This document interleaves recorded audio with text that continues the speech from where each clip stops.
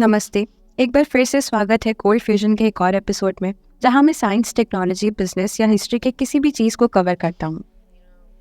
Twitter को गलती से एक सोशल नेटवर्क के रूप में देखा जाता है, जबकि इसे एक इन्फॉर्मेशन नेटवर्क के रूप में देखा जाना चाहिए। ट्विटर जल्दी से जानकारी फैलाने के लिए काम करता है और अक्सर न्यूज़ साइकिल को ड्राइव करता है। हालांकि जैसा कि मैंने देखा है, इसे एक नॉनसेंस का सेसपिट के रूप में देखा जाता है। लेकिन मेरे अनुभव के अनुसार अगर आप सही लोगों को फॉलो करते हैं तो इस प्लेटफॉर्म पर साइंटिस्ट और इंजीनियर से लेकर बहुत सारे ज्ञान मिल सकते हैं जो सच में कूल स्टफ कर रहे हैं। फिर भी ट्विटर अब पॉलिटिशियंस, सेलिब्रिटीज़ और गवर्नमेंट बॉडीज़ के लिए पब्लिक स्क्वायर बन गया है। ये मॉडर्न फंक्शनिंग के लिए कुछ चुने हुए एस्पेक्ट्स के लिए एसेंशियल हो गया है। तो जब खबर आई कि टेस्ला सीईओ एलॉन मस्क ने ट्विटर में 9% स्टेक एक्वायर कर लिया है और इसके सबसे बड़े शेयर होल्डर बन गए हैं, तो लोगों ने कलेक्टिवली एक आईब्रो रेज किया। इस एपिसोड में चलिए देखते हैं कि क्या हो रहा है और इस सब का क्या मतलब हो सकता है।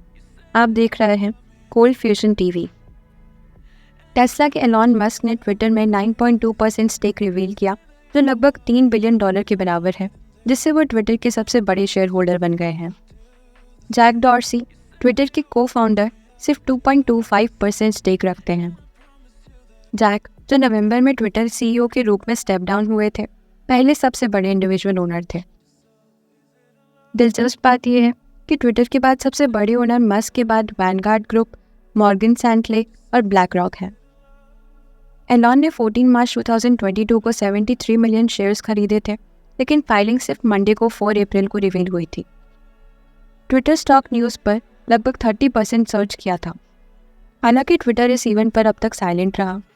जैसा कि यहाँ पर सबको पता है कि एलॉन मस्क प्लेटफॉर्म के बहुत बड़े एक्टिव यूज़र हैं। उनके 80 मिलियन से ज़्यादा ट्विटर फॉलोअर हैं। वो रेगुलरली मीम पोस्ट करते हैं और अपने आप को हर तरह की ट्रबल में डालते हैं। लेकिन जो दिलचस्प बात और लोगों को बात करने पर मजबूर कर रहा है वो ये है कि उन्होंने 25 मार्च को पोस्ट किया था उनके tap secret Twitter stock purchase के 11 दिन बाद। उस दिन मस्क ने ट्वीट किया था, फ्री स्पीच एक फंक्शनिंग डेमोक्रेसी के लिए एसेंशियल है। क्या आपको लगता है कि ट्विटर इस प्रिंसिपल को रिगरसली फॉलो करता है? 2 मिलियन से ज़्यादा वोट्स में 70% लोगों ने नहीं सोचा, मुझसे भी इंक्लूडेड। फिर एलॉन ने 27 को एक और ट्वीट में पूछा, given that Twitter serves as the de facto public town square, failing to adhere free speech principle fundamentally undermine democracy. क्या करना चाहिए? क्या एक नया प्लेटफॉर्म चाहिए?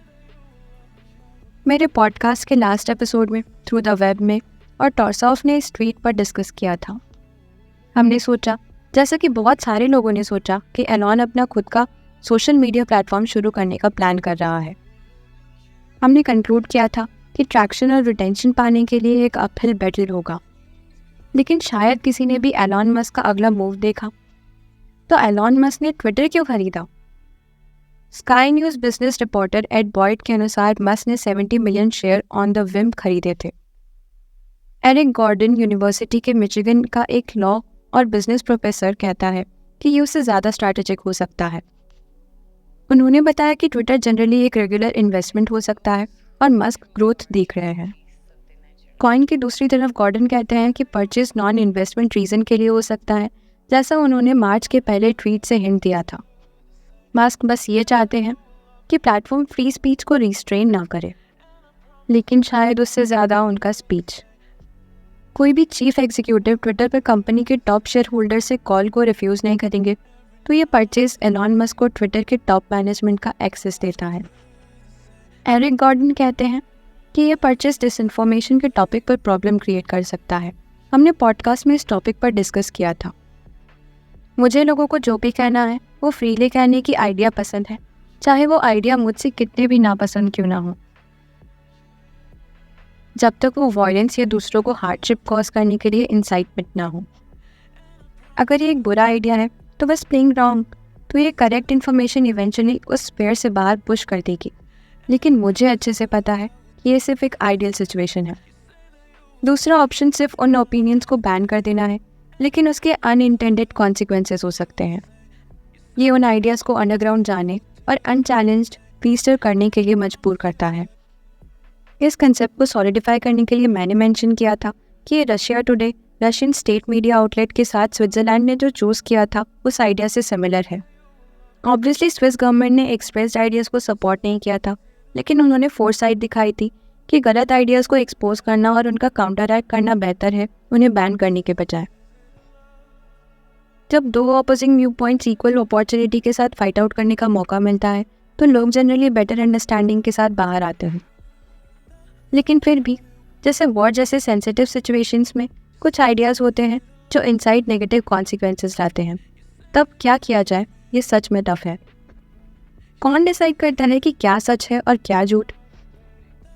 कौन ट्रुथ पर मोनोपोली रखता है?